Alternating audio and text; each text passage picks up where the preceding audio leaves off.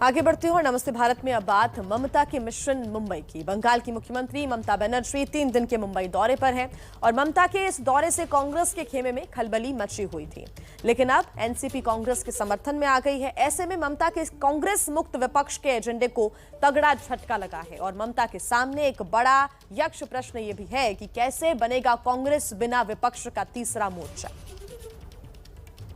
सिद्धिविनायक मंदिर में दर्शन, आदित्य संजय राउत से मुलाकात, आज शरद पवार के साथ बैठक। पश्चिम बंगाल की मुख्यमंत्री ममता बनर्जी के मुंबई दौरे पर देश की सियासत गरमाई हुई है और ये 3 तस्वीरें ममता के पावर पॉलिटिक्स की पूरी कहानी बयां कर रही हैं। ममता बनर्जी ने अपने मिशन मुंबई की शुरुआत बप्पा के आशीर्वाद से की। सिद्धिविनायक मंदिर में ममता बनर्जी ने मंदिर में पूजा अर्चना की, लेकिन इस पूजा अर्चना से ज्यादा चर्चा ममता के नारे की हुई। ममता मंदिर के बाहर निकली तो जय मराठा जय बांग्ला का नारा दिया।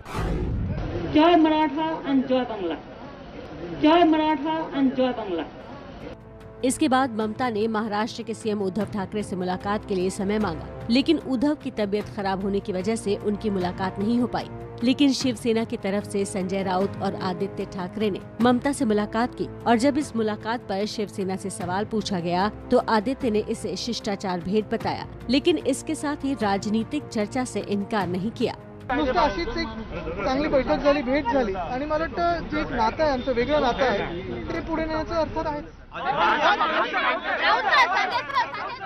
बंगाल में जबरदस्त वापसी के बाद ममता बनर्जी की नजर 2024 के आम चुनाव पर है। ममता की कोशिश ये है कि गैर बीजेपी गैर कांग्रेस दलों को एक मंच पर लाकर तीसरा मोर्चा खड़ा किया जाए, लेकिन ममता की तमाम उम्मीदों को एनसीपी के तेज तर्रार नेता और महाराष्ट्र के मंत्री नवाब मलिक से तगड़ा झटका लगा।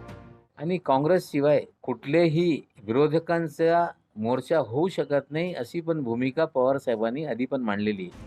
अब बयान के मायने भी समझ लीजिए। ममता आज दोपहर 3 बजे एनसीपी के मुखिया शरद पवार से मुलाकात करने वाली हैं। ये बैठक मुंबई के सिल्वर ओक में होगी। जाहिर है ममता अपने एजेंडे के तहत पवार से कांग्रेस मुक्त विपक्ष की रणनीति पर चर्चा करने वाली थी, लेकिन नवाब मलिक ने पहले ही साफ कर दिया कि कांग्रेस बिना कोई विपक्ष नहीं हो सकता है। ऐसे में बड़ा सवाल ये है कि आखिर ममता विपक्ष से कांग्रेस को क्यों हटाना चाहती है। दरअसल बंगाल में ममता 3 बार से मुख्यमंत्री की कुर्सी पर कब्जा जमाए हुए हैं और अब वो क्षेत्रीय पार्टियों को एकजुट कर दिल्ली पर निशाना साधने की तैयारी में है। लेकिन ममता के मिशन में सबसे बड़ा रोड़ा कांग्रेस पार्टी है, क्योंकि ममता की पार्टी टीएमसी की पहचान एक क्षेत्रीय पार्टी के तौर पर ही है। इसलिए ममता अब अपनी पार्टी का विस्तार कर रही है। मुंबई से पहले दिल्ली के दौरे पर आई ममता ने पीएम मोदी से मुलाकात की, लेकिन सोनिया से नहीं मिली और उल्टे कांग्रेस के खेमे में सेंध लगा दी।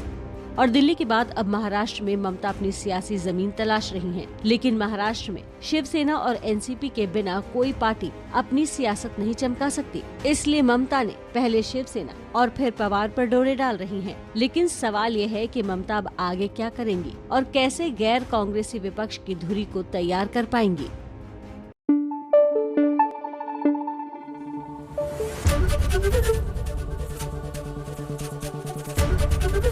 एबीपी न्यूज आपको रखे आगे।